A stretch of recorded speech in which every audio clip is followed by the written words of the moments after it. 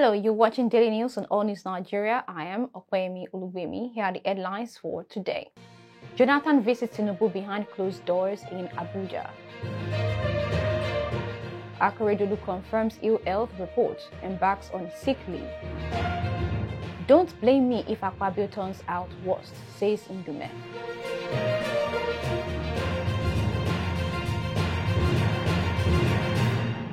Welcome back.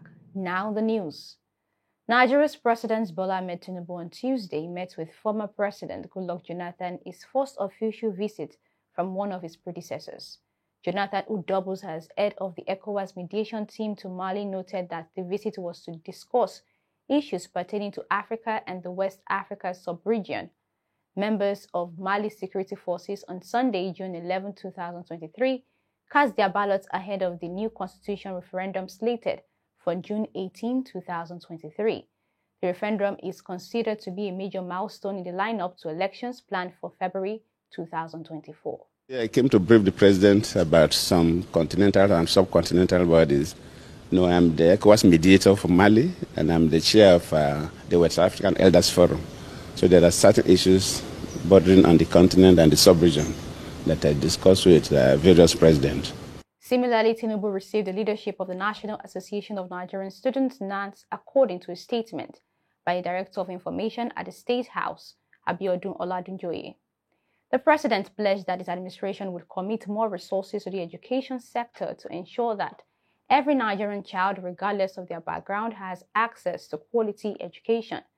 He also said poverty should not be a barrier to education, emphasizing the transformative power of education in combating poverty. In other news, after numerous debunking of reports on his ill health, Governor AKEREDOLU of Ondo State suddenly bowed to pressure and unable to fake good health as he tenders a letter of sick leave. The Ondo State House of Assembly said it received a medical leave letter from bedridden State Governor Rotimi AKEREDOLU for a 21-day leave for medical treatment abroad.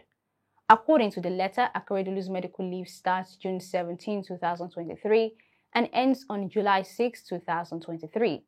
The governor therefore directed his deputy, Lucky Aiyedatiwa, to act as the governor. Recall it was exclusively reported that AKEREDOLU became bedridden and was in his residence in Ibadan, the Oyo State capital, and that he was set to be flown out of Nigeria following his deteriorating health condition. In fact, AKEREDOLU was so sick that he was unable to sign an official document. It was also learned that to prevent pictures of the governor's emaciated looks from getting out, the family had asked security agents and a few politicians around him to put off their mobile phones. The Ondo State government had thereafter confirmed the report, saying AKEREDOLU was indisposed but still alive and not dead, according to some unverified claims. Meanwhile, on Tuesday, June 13, 2023, the governor officially sought for a medical leave and directed his deputy to act as the governor. AKEREDOLU is a second-term governor under the All Progressives Congress, and his tenure will come to an end in 2024.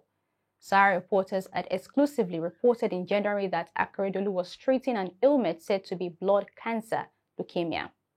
Betty, the wife of the governor, recently cried out that her husband was sick after taking a concussion from one of his female aides, Bumi Ademosun.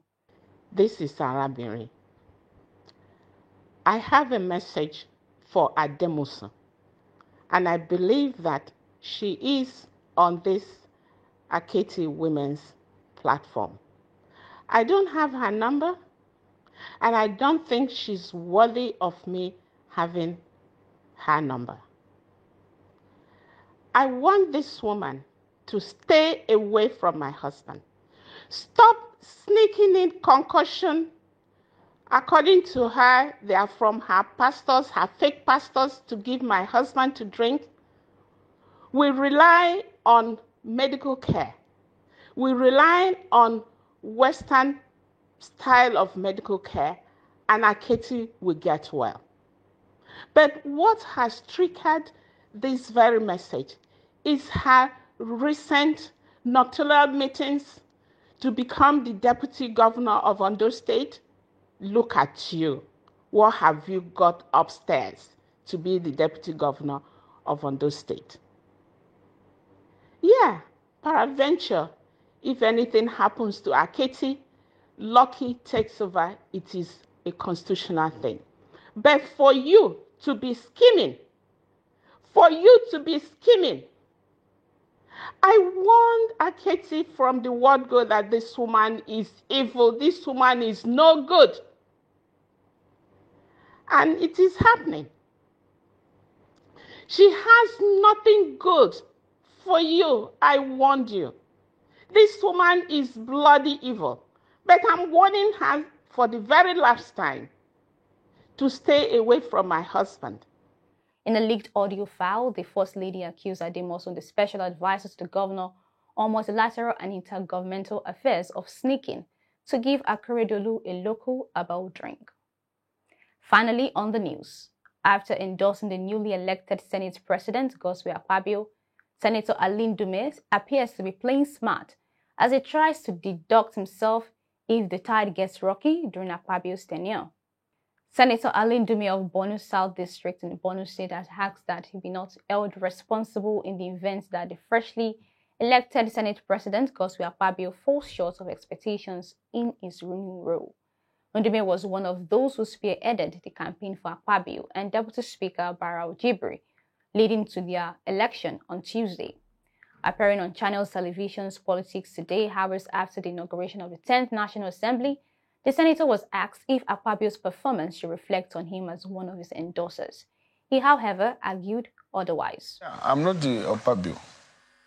Even before God, Akpabio will account for his own, me I'll account. But you should be able to carry some liability if you are the one. No, I don't have his liability. Yeah, I said he's the best, but if it turns out not being the worst, I'm not going to be. So we should not hold you accountable. How can you hold me accountable? I didn't force anybody to vote, sir. But you must have... Ndume believes he should not share in any liability attached to Akpabio's performance. And that's it on today's news. To keep up with Allnews Nigeria, kindly follow us on all social media platforms displayed on the screen. I am Akpabio. Do have a lovely day.